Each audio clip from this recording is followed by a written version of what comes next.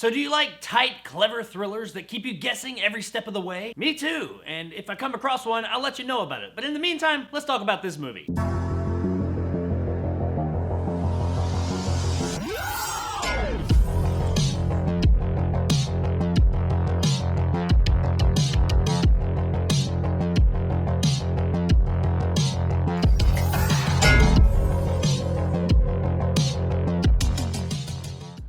The Outfit is brought to us by director Graham Moore and stars Mark Rylance, Zoe Dutch, and Brian O'Dillon. An expert tailor must outwit a dangerous group of mobsters in order to survive a fateful night. So upon seeing the trailer for The Outfit a couple of months ago, I thought, you know, that could be interesting, and after that, I kind of forgot about it. Nothing about the trailer really stood out to me saying that this is gonna be a great flick. However, I did have high hopes because it does have quite a bit of good pedigree behind and in front of the camera. And this is a slow fucking movie, man. Now, I don't mind slow movies. If a movie's taking its time to let us get to know characters or let a story develop, I'm cool with that. But this movie, it's just fucking slow. There are long stretches of time that just nothing's really happening. And when something is happening, it's just not all that interesting. The core story of these mobsters using this tailor shop is kind of a drop point for information to go between all the families and other organizations. And one night there's a convergence of all of these mobsters on this one location to figure out a thing that everybody's looking for. I was okay with. Really, the trailer, even though it wasn't all that mind-blowing, made it look more interesting than the movie actually was. Guess that's kind of the trailer's job, so good on you, trailer director. I was expecting this taut thriller of all these different organizations coming into this one place, everybody wanting something with this tailor in the middle of it all. Kind of like a powder keg that someone just continuously puts a flame right next to but doesn't quite light it for like an hour and a half. Until inevitably in the end, they get too close and that shit just blows the fuck up. But it's more like a person's just kind of putting the flame over by the powder keg every now and then. They're kind of lazy with it. And then in the end, they just dump the flame into it all and you find out that the gunpowder inside the keg is kind of damp, so it just kind of fizzled. The best parts of this movie are actually its worst parts at the same time. Let me explain. We have multiple situations where we'll have 2, maybe 3 characters come together and have conversations. Sometimes these conversations don't even have anything to do with the story, but these interactions are the most real feeling thing in the whole movie, and they're the best acted parts of the film as well. I did enjoy some of these scenes, seeing these characters come together and have these conversations.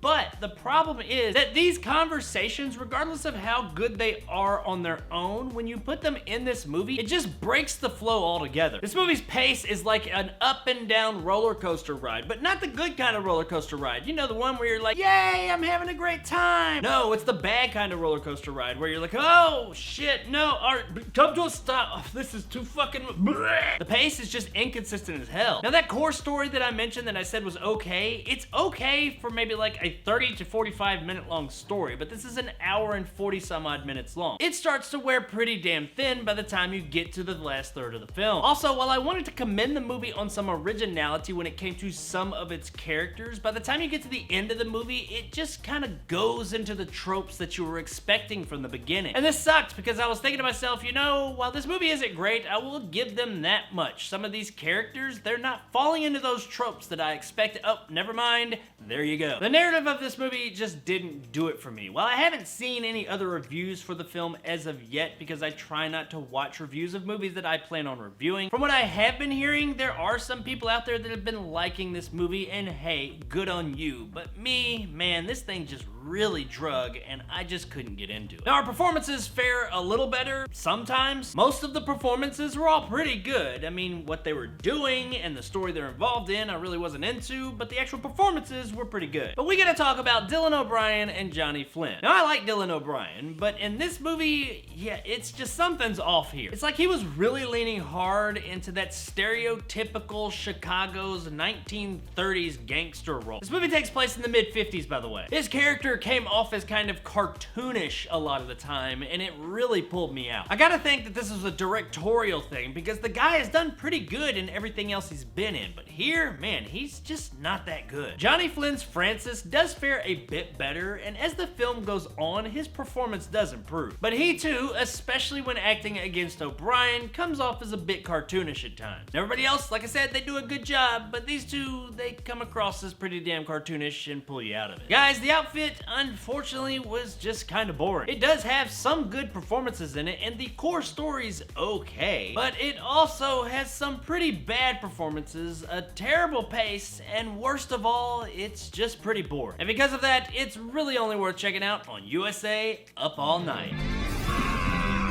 It's not worth it! Hi, I'm Gilbert Godfrey. Hi, it's Yolanda on USA. It's so big.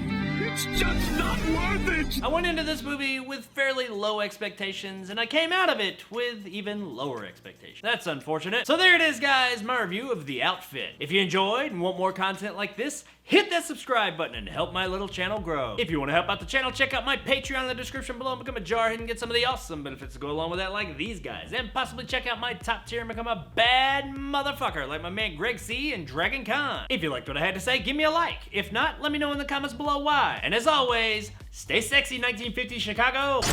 You want to survive the night? You look them dead in the eyes, and you pretend you're one of them. I really don't get how you take this much talent and end up with this. I mean, damn, what the hell else has this director made? He hasn't really directed anything else, but he has written... I see. He wrote 10 Things I Hate About You, the TV show. I didn't even know there was a 10 Things I Hate About You TV show, which probably says a lot.